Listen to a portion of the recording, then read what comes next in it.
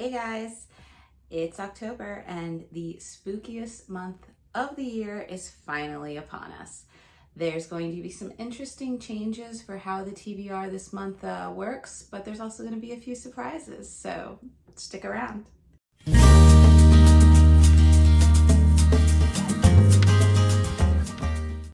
Hey guys, and welcome back to my channel. If you're new here, hi, I'm Nicole, and welcome. If you are coming back for more, once again, thanks for sticking with me.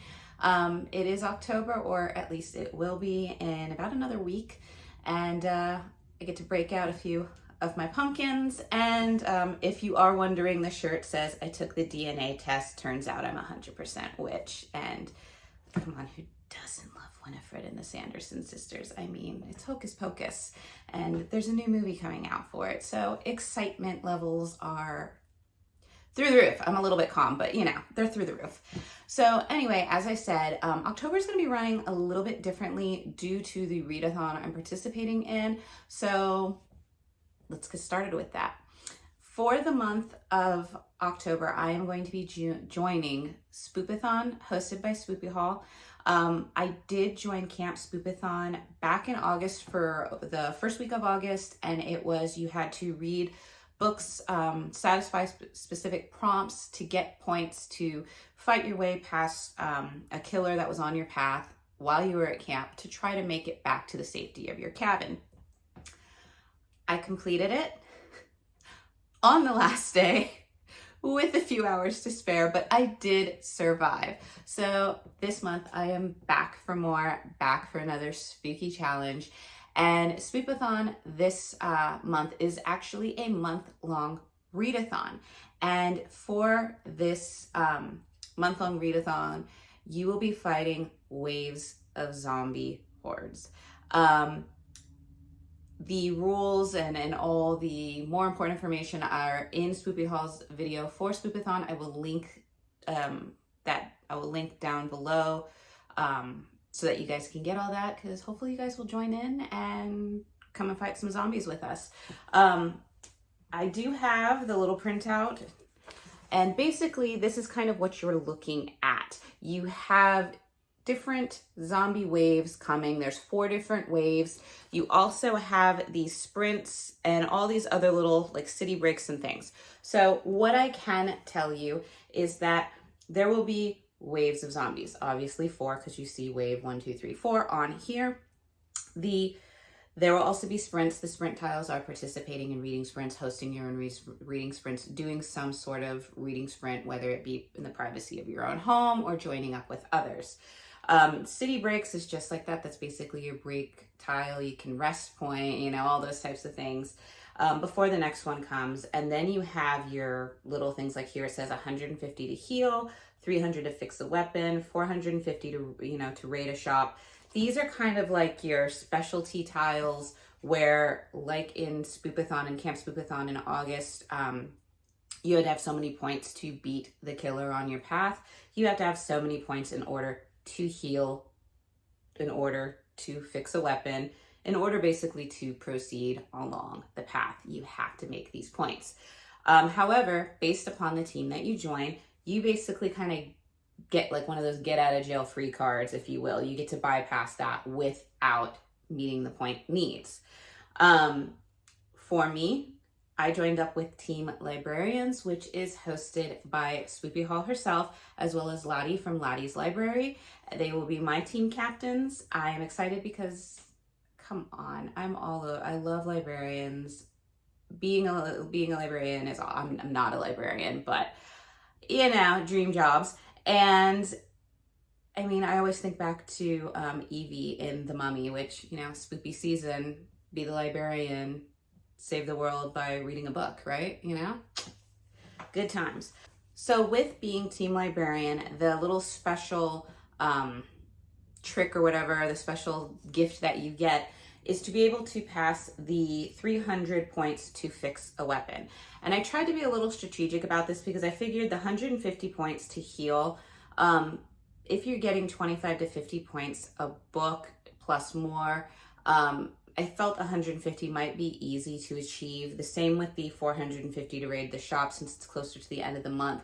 you might have already got that many points. So I felt the 300 being there like right around like wave 2, week 2, might be a little bit trickier. So I decided, you know, alongside being an awesome librarian, to kind of play it a little strategically and go with one that I felt maybe it might be a little bit harder to reach that. Who knows? Maybe it'll work out for me. Maybe I'll get the 300 points no matter what. Maybe I will have trouble with the 450 or the 150. God, I hope not. But we'll see how that goes. So what I was meaning about this being tricky is that in order to beat the waves, to get the points to bypass, you have to fulfill specific reading prompts once again. However, we don't have the prompts yet. Spoopy Hall said she will not be releasing the prompts until the week of that wave. So every week we have to tune in to basically find out what the prompts will be for that week in order to do our TBR for that week so that we can fight the zombies and survive that week. So it is a little bit tricky, and sadly that means I don't really have a full TBR for this month because I don't know what the prompts are going to be. I have a stack of spooky books that I would like to read, but I don't know which of them I'm going to get to for those prompts. So what I'm going to kind of do this month is I'm going to kind of do a weekly wrap up instead of TBRs, because once the prompts get going, in order to film and get all my choices to you, it would just be a lot kind of to do. So the easiest way to kind of do it for me is to get the prompts, read what I wanted to read throughout that week, and then fill you guys in on how it went, what I picked, and then I can also tell you if the books worked out, if they were any good or not. It's all going to kind of be all in one every week. So there will be about 4 videos coming out as a result, kind of being a TBR and a wrap up all in one. That being said, I kind of have to have some sort of TBR for this month to give you some idea of what I might be reading. And there are a few books on my list that I really need to get to this month. These books I'm going to do regardless. I picked 4 books, so kind of 1 book a week, I think. If they fit into the prompts for Spoopathon, fantastic, great. I will count them, and then I will choose something else to go along with it, get more points in. But these points, these books, if I can talk, regardless of whatever I read for the prompts, I do want to read these. And there will be 4, like I said, 1 for each week. The first one, I am so excited. I have my Goodreads page, which is down below, and I participate in the giveaways that Goodreads does. And I know a lot of people are like, it's so hard to win anything on there. So I was really like, I didn't think I was going to. And I went in to just check the giveaways to see if I won anything, and I did. And I am super excited because the book that I won is an ARC. It is the first ARC that is in my possession. So I'm super excited about that. Not to mention that this specific ARC is also the author's first book. It is their debut book. So the pressure is on to read this book, to talk about this book, because, you know, I want to do good. It's my first ARC, and it's somebody else's first novel. So I really want to try to encourage the author. And so without further ado, the ARC that I got, that I will be reviewing as soon as I can get to it in October, is 7 Faceless Saints. This cover is like spooky and beautiful at the same time. I hope that this is the cover that will stay for it. This basically says that this book is going to come out, looks like in hardcover, in February of 2023. This is written by M.K. Lobb, and once again, like I said, this is her debut novel. This is something I like I said, when I found out that I got this one, I was super excited because it sounded so interesting. It sounded great for a spooky read for me, and I'm excited. So anyway, I'm going to share with you what this is about. People are linking it to people that are fans of Leigh Bardugo's books, as well as Carrie Maniscalco's books. I'm sorry if I mispronounced that. That you guys would love this. I've only read a few of Leigh Bardugo's books, which was The Shadow and Bone, like the first two in that. And I wasn't a huge fan of them, to be honest, but I appreciated them and I do love the show.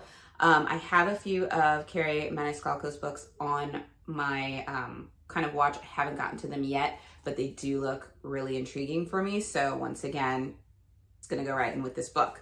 So without further ado, in the city of Umbrazia, saints and their disciples rule with terrifying and unjust power, playing favorites while the unfavored struggle to survive. After her father's murder at the hands of the Umbrazian military, Rossana Lacertosa is willing to do whatever it takes to dismantle the corrupt system. Tapping into her powers as a disciple of patience, joining the rebellion and facing the boy who broke her heart. As the youngest captain in the history of the Palazzo Security, Damien Venturi is expected to be ruthless and strong and to serve the saints with unquestioning devotion. But 3 years spent fighting in the never-ending war have left him with deeper scars than he wants to admit, and a fear of confronting the girl he's left behind. Now a murder stalks Umbrazia's citizens. As the body count climbs, the Palazzo is all too happy to look the other way. That is, until a disciple becomes the newest victim.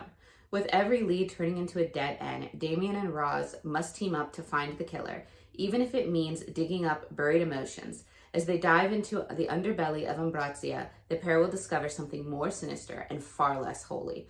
With darkness closing in and time running out, will they be able to save the city from an evil so powerful that it threatens to destroy everything in its path? So you're going to have some action. There's obviously a sort of good versus evil plot to here. You have, I almost want to say it's like a lovers to enemy to possibly lovers story in it. Some mystery, some mayhem, maybe some magic, because I'm wondering if these disciples have magic. What I am super excited as well is that it's dual POV, which means we're going to get Rosanna's side, we're going to get Damien's side, and I love dual POVs, especially if there's a little bit of romance in there.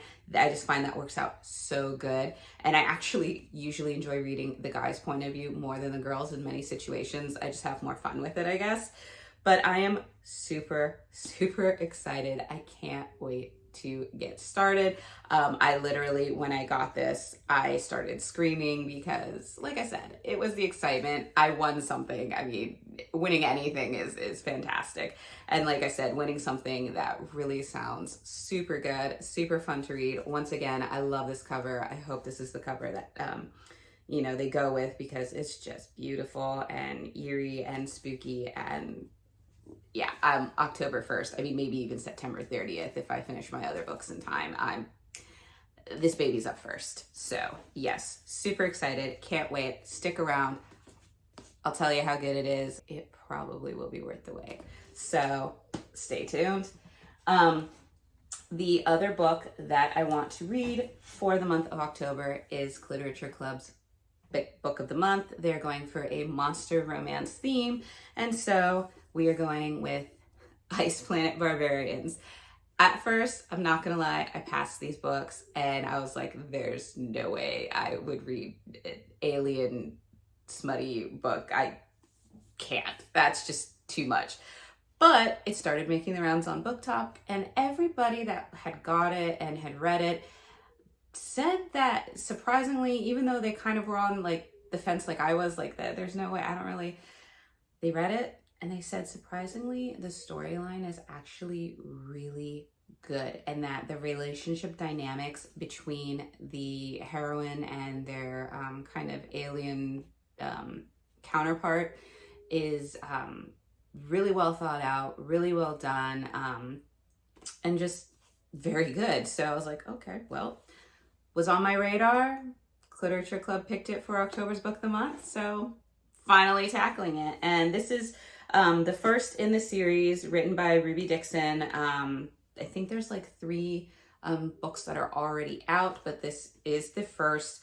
And basically what I understand is that there's a bunch of human girls that are kidnapped by a race of aliens to be used for whatever nefarious purposes. However, they are, I think they are intercepted by another species of alien, and they are taken into the custody of these, I don't know, they look kind of like blue avatar-ish people from the cover. I don't know.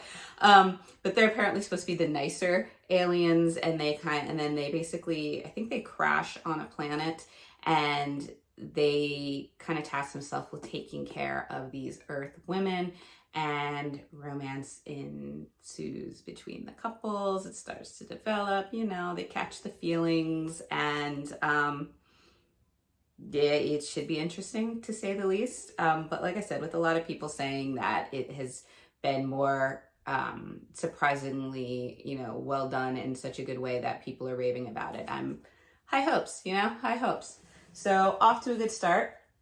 The next book that I want to read is going to be a classic. It is also on my 40 before 40 list, which, like I said, if you want to check that out, I'll link I'll link it down below in the description box. And that basically just gives you the list of the 40 books that I want to read within the next year before I turn the big 40. Please don't remind me of that. But anywho, one of the books on that list fits right into spooky season, and that is, of course, Bram Stoker's Dracula. I'm not going to go into too much about this because it's Dracula. Everybody pretty much knows Dracula. If you don't, long story short, vampire, Vlad the Impaler turns into a vampire, finds a beloved, his beloved reincarnated, wants to be with her, enter Van Helsing and the forces that want to try to stop him because he is darkness. And it's a classic, and it's had movies about it, so go with that. If you want more, it's out there. But I do want to read it. I haven't read it yet. Have watched many a Dracula movie. Obviously my favorite being so far the Gary Oldman, Keanu Reeves version with Anthony Hopkins, because already you've got like 3 of my most favorite actors in that movie, and it was wonderful, and I loved the romantic kind of angst and love that Gary Oldman portrayed as Dracula. So I will be wanting to read that for the month of October. I felt it's very fitting. Keeping in line with the Dracula theme, recently in my discount book haul, once again, I can link that below so you can check that out, I ended up getting a book that is going to go right along with Dracula because it's called Heart of the Impaler. This is about Vlad the Impaler, who is the inspiration, in namesake at least, for Dracula. And this is a romance story about Vlad the Impaler, and basically it's about, Vlad trying to live up to his father's shadow, wanting to kind of inherit and do things. In walks the beautiful Ilona, and he falls for her, as well as does, I can't remember if it's his friend or, his closest friend, Andrea. So him and his best friend fall for the same girl. However, she is betrothed to Vlad's older brother. Who does she end up with? I don't know. I don't know if this is supposed to be kind of a historical fiction on Vlad's wife, on the historical Vlad, who his wife, being told misinformation about Vlad the Impaler's death, leapt from a castle and killed herself. So I don't know if it's going to have that. So there might be trigger warnings with this. If that does happen, I will let you know. But it does sound like a good time. Obviously, I don't expect this to be, I expect it to be more fiction than history. I am a little bit of a Vlad the Impaler enthusiast. I do watch the documentaries on him. I wouldn't say I'm an expert in any way, shape, or form, but I do find his life intriguing, as well as the folklore surrounding his, his myth, his legend. And where it's kind of taken off since then. So I want to read Dracula, and then I'll probably tackle this because I feel like having the Dracula story and then having this, I feel like this is probably going to feed more off of what we know in the Dracula book rather than the actual historical accounts of Vlad the Impaler. But you know what? I'd be excited to be surprised either way. So yeah. But basically, those are going to be the 4 books that I am going to get done in the month of October, regardless of whatever comes out my way, for the prompts that I need to get to fight the zombies. And I will let you know how things go. I will let you know which books, in addition to the ones I just showed you, are going to come up this month.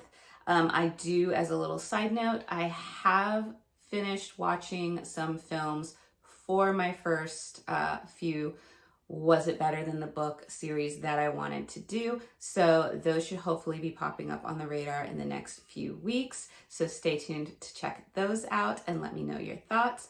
But other than that, what readathons are you guys participating in? What spooky books are on your list this month? Are there spooky books that you've read in the past that you think they should be up my alley? Nothing too crazy, nothing too gory, please. I do get a little bit timid about the horror. They're not like the biggest on my things, but spooky fun reads, vampires, werewolves, definitely. I do love me a good werewolf book. Mummy books, anything like that. You know, your monster mayhem, your creature features. I'm kind of that spooky way. Let me know what you guys are reading. Let me know what spooky movies you guys are watching that, you know, are they family friendly? Are they not family friendly? Do they scare you that you gotta watch them with the lights off? I mean, lights on, because we've all had to do that. No shame, no shame. But yeah, let me know what you guys are doing. And if there's books that you feel I should be trying to go for this month, share them. I'm always up to add some new books to my list. And I hope you'll stay tuned, see what happens, and look forward to seeing you guys again. Bye.